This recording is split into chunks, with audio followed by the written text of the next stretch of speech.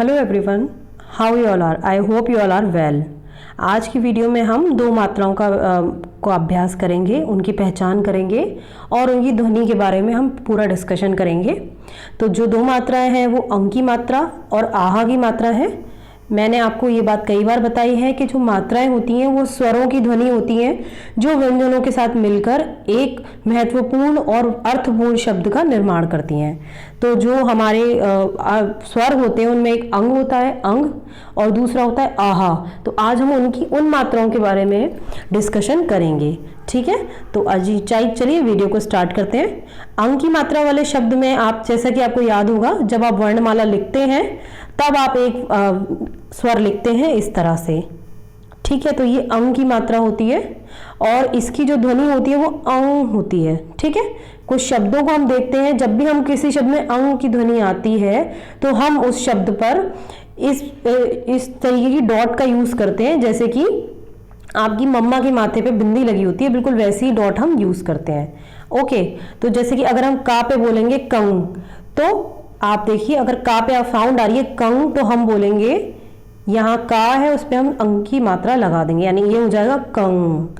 जैसे कि कई बार आपने सुना होगा कंघा, ठीक है। और अगर देखते हैं गा, तो गा पे अगर साउंड आती है गंग, तो हम इसे बोलते हैं गंग।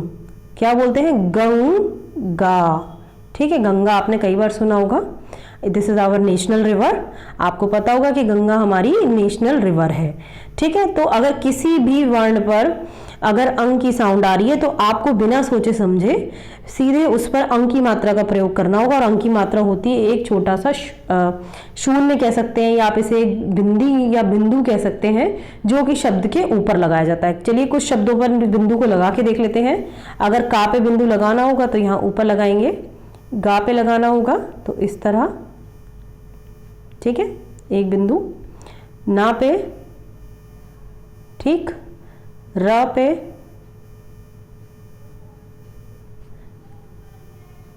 थ पे, द पे, ब पे, ला पे, ठीक है। तो ये आप देख पा रहे होंगे यहाँ पे कुछ वर्ण हैं, उन वर्णों पे मैंने अंग की मात्रा लगाकर आपको दिखाया है।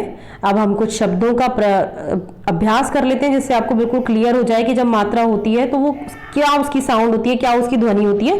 देख लेते हैं। अब जैसे संत, चलिए प्रैक्टिस करते हैं। संत, संग, ठंड, कंठ, कंगन, हंस, चंपा, बंदर, चंदन, पंजा, घंटा, खंभा, पतंग।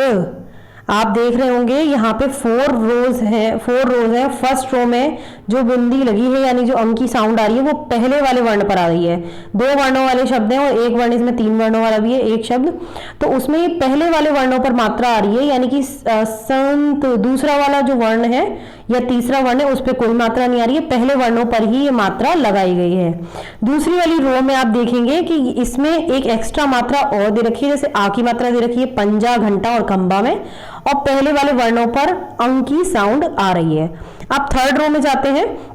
बीच वाले शब्दों में ये आ रही है कई बार, और कई बार पहले वाले शब्दों में आ रही है, ठीक है। पतंग, मंजन, चंपक, जंगल, सुंदर। अब देखिए ये जो है, इसमें मैं थोड़ा सा आपको बताना चाहती हूँ कि ये वाला जो शब्द है सुंदर, इसमें एक ही वर्ण पर 2 मात्राओं का प्रयोग किया गया है, यानी कि अंग की और ऊ की। उ यानी छोटा वाला उ, ठीक है।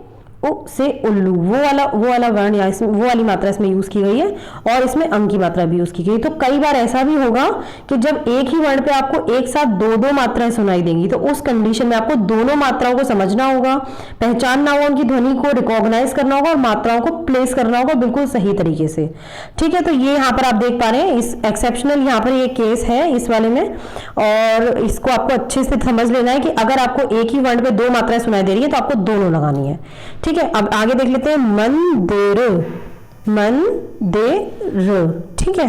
आगे देखते हैं। शंख, घंटी, पंखा, रंग, नारंगी, चंचल।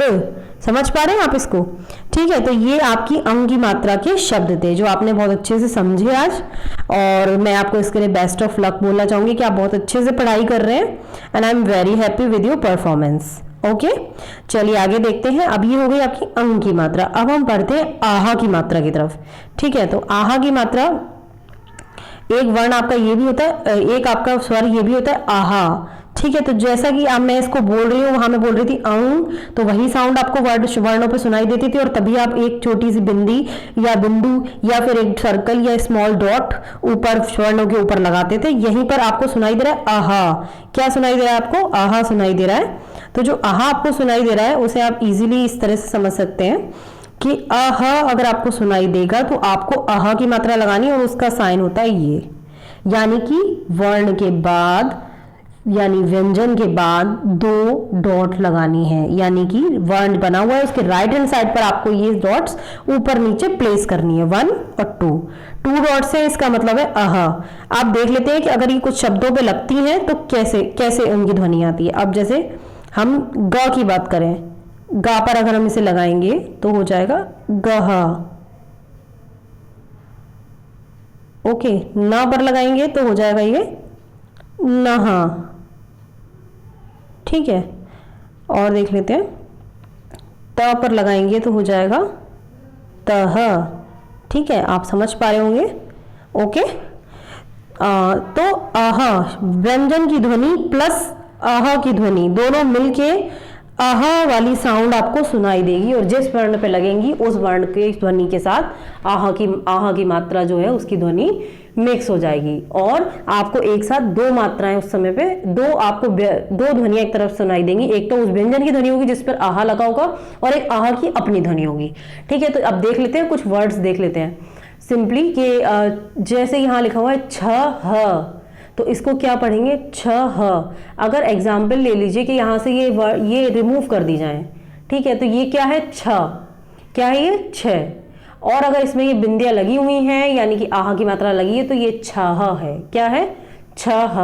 ठीक है, आई होप समझ पा रहे होंगे आप। आगे देखते हैं, प्रातः, अह, त, अह, तह, यानी ता भी सुनाई दे रहा है और आहा भी सुनाई दे रहा है, दोनों मिलके तह सुनाई दे रहे हैं। फिर है न, मह, यानी न फिर म पे आह, मह, न मह। ठीक है, आगे देखते हैं, अतः, अतः, दुह, खी, दुह, खी। ठीक है, निहि संदेह, निहि संदेह। ठीक है, दुह साहस, दुह साहस। अंतः करण, अंतः करण। निहि शुल्क, निहि संदेह। मूलतः, स्वतः, क्रमशः, फलतः, संभवतः। तो ये आपके आहा की मात्रा के शब्द हैं। आई होप आपको ये सब कुछ दोनों मात्राएं आपको क्लियर हो गई होंगी। ठीक है, एक बार रिवाइज कर देती हूँ, रिपीट कर देती हूँ बहुत जल्दी जल्दी। ओके, 2 मात्रा आज हमने रिवाइज करी है इस वीडियो में, अंग की मात्रा और आहा की मात्रा। अंग की मात्रा जब आप प्लेस करेंगे तो आपको अंग सुनाई देगा वहां पर, तो आप व्यंजन के ऊपर उस मात्रा को लगाएंगे। ये मात्रा अप डायरेक्शन में लगती है, यानी कि व्यंजन के ऊपर लगेगी। व्यंजन के ऊपर आपको एक सिंपल डॉट लगाना है या एक बहुत स्मॉल सर्कल लगाना है, बहुत स्मॉल। ओके, तो ये अंग की मात्रा जो है वो होती है, इसमें आपको व्यंजन के साथ साथ अंग की ध्वनि सुनाई देगी, जैसे कंग, गंग, नंग, रंग, थंग, दंग, बंग और लंग। ठीक है, और कुछ वर्ड जो मैंने मैंने एक्सप्लेन करे हैं। आहा की मात्रा में आपको 2 डॉट प्लेस करने हैं, वो राइट साइड पे प्लेस करने हैं, यानी कि व्यंजन के सीधे हाथ पर। ठीक है, और ऊपर नीचे डॉट्स को प्लेस करना है। डॉट्स की जगह बहुत स्मॉल साइज के सर्कल भी, बहुत स्मॉल साइज के सर्कल भी बना सकते हैं। इसमें आपको आहा सुनाई देगा, जैसे तहा, थह, दह, नी।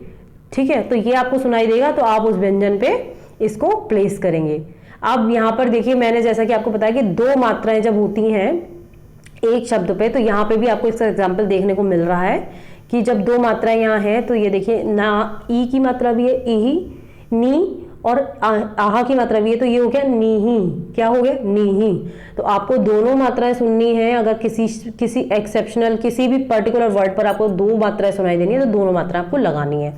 थोड़ा सा और प्रैक्टिस कर लेते हैं उनकी आहा की मात्रा की।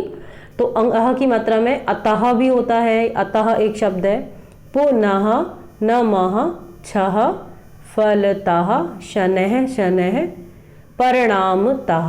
ठीक है, तो ये सारे वर्ड जो हैं ये आहा की मात्रा के हैं। आई होप आपको सब कुछ समझ में आ गया है। ठीक है, thanks for watching and thanks for cooperating me and best of luck for your future. Thank you.